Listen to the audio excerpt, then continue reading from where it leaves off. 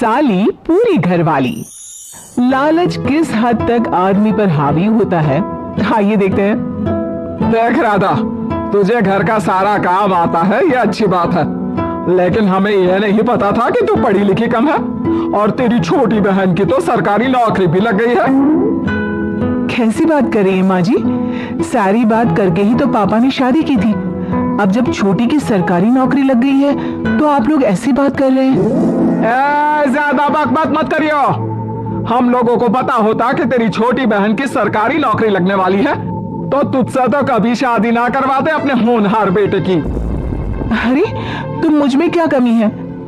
वैसे भी आप लोगों ने तो उस वक्त कहा था कि आप लोगों को घरेलू लड़की चाहिए। तभी पति महेश आ जाता है। देख राधा, 100 की सीधी एक बात बता देता हूँ, तू जा और अपनी बहन को बोल कि उसे यहाँ रहकर अपनी कमाई हम लोगों को देनी होगी जब तक हमारे सारे कर्जे उतर नहीं जाते, नहीं तो तू अपना बोरिया बिस्तर बांध और निकल मायके। राधा पति की बात सुनकर हैरान रह जाती है। दिमाग है भी क्या आप लोगों के पास? क्या बोले जा रहे हैं? साली को घर पर रखेंगे? अरे मोहल्ला समाज क्या कहेगा? और माना पिताजी को उसके पैसों की जरूरत नहीं है, लेकिन वो अपनी कमाई आप लोगों को क्यों देगी? अरे क्योंकि हम लोगों के ऊपर कर्जे हैं, समझी? या तो तू कमा कर ला या अपनी बहन को बोल कि अपनी बहन का घर बचाना चाहती है तो यहाँ आकर रहे। सभी मिलकर राधा को घर से निकाल देते हैं। राधा भी कहाँ जाती, मायके जाकर रोने लगती है। छोटी बहन मीना कहती है, अरे क्या हो गया दीदी, कितना पैसा मांग रहे हैं? अरे अभी दे देते हैं ना, रो मत, अब तो मेरी भी नौकरी है। लेकिन राधा तो रोए ही जा रही थी। नहीं नहीं, इस बार लगता है उन लालची लोगों ने कुछ और ही डिमांड रखी है, वरना राधा इतना ना रोती। क्यों बेटी, क्या हुआ है? माँ पिताजी, इस बार जो उन लोगों ने मांगा है ना, वो सुनकर तो आप लोगों के पैरों के नीचे से जमीन खिसक जाएगी। ऐसा क्या मांगा है दीदी? तुझे तुझे मांगा है।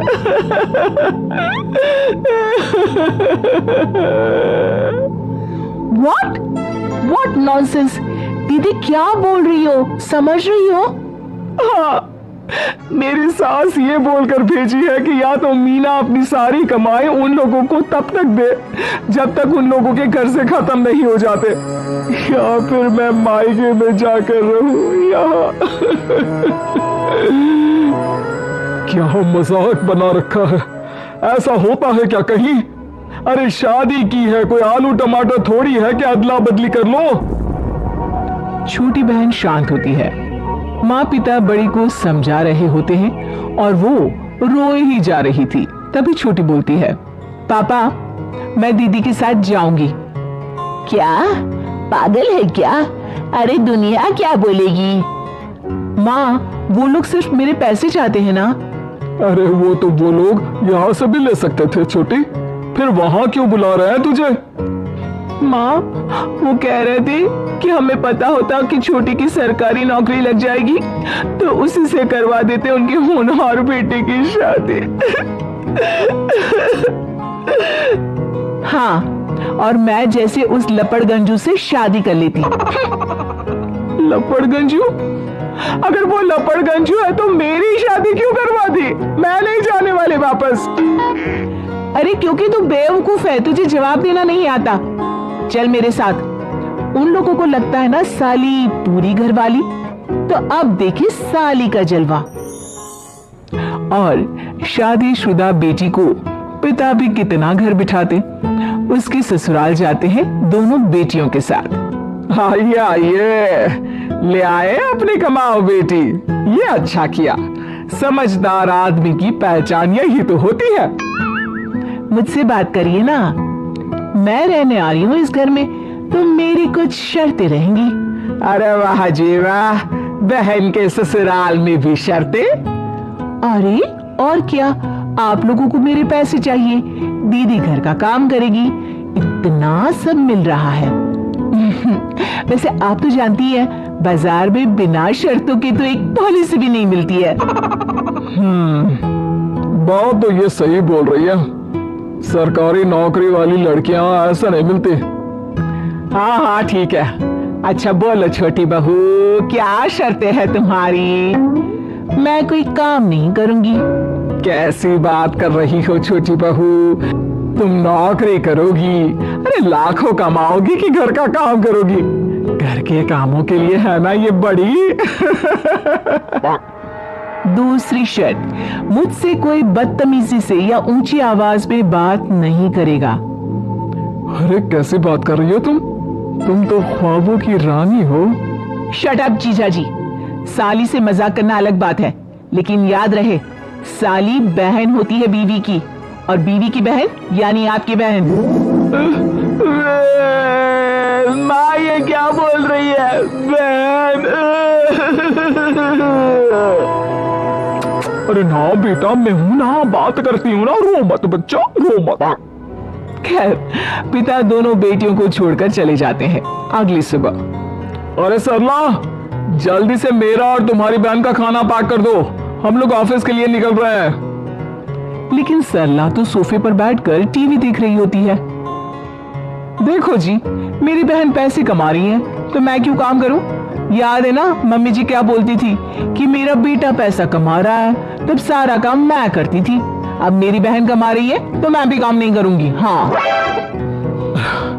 अरे साली साहिबा, चलिए ना, मैं आपको दफ्तर छोड़ देता हूँ, क्या रेपुटेशन बनेगी हमारी। हाँ हाँ जीजा जी चलिए, आज आपकी ये इच्छा भी पूरी कर देते हैं। छोटी के ऑफिस में, अरे ये कौन है? तेरे जीजा जी है ना?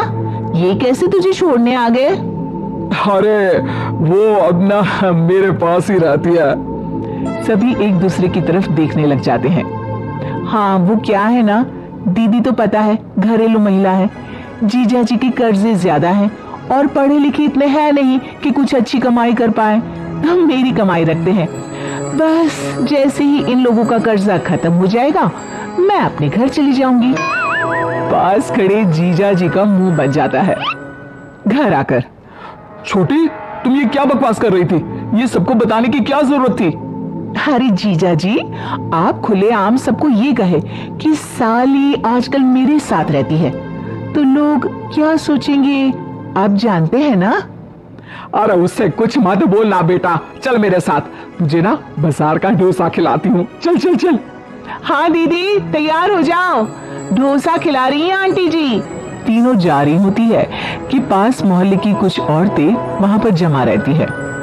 अरे लाजो बहन, बहू की बहन यही रह रही है क्या? हाँ हाँ, इसे भी रख लिया है। अब आप तो जानती ही हैं कि हम लोगों का दिल कितना बड़ा है। जी, इन लोगों का दिल उतना ही बड़ा है जितना इन लोगों का कर्जा। अब बेचारी बुढ़िया का बेटा लायक तो है नहीं और बहू की बहन की सरकारी नौकरी, तो ले आए घर अपने। इनका कर्जा अब मेरी कमाई से ही तो खत्म होगा ना। सबके सामने सास की भी बेइज्जती हो जाती है। घर आकर सास और बेटा दोनों छोटी पर बरस पड़ते हैं। बस, मैंने कहा था मुझ पर कोई नहीं चिल्लाएगा, मैं जा रही हूं अब। अरे लेकिन, अरे जाने देना माँ, मुझे एक बात समझ में आ गई है, अगर हमें खुद पर विश्वास हो तो अपनी समस्याओं को हम खुद सुलझा सकते हैं, फिर हमें किसी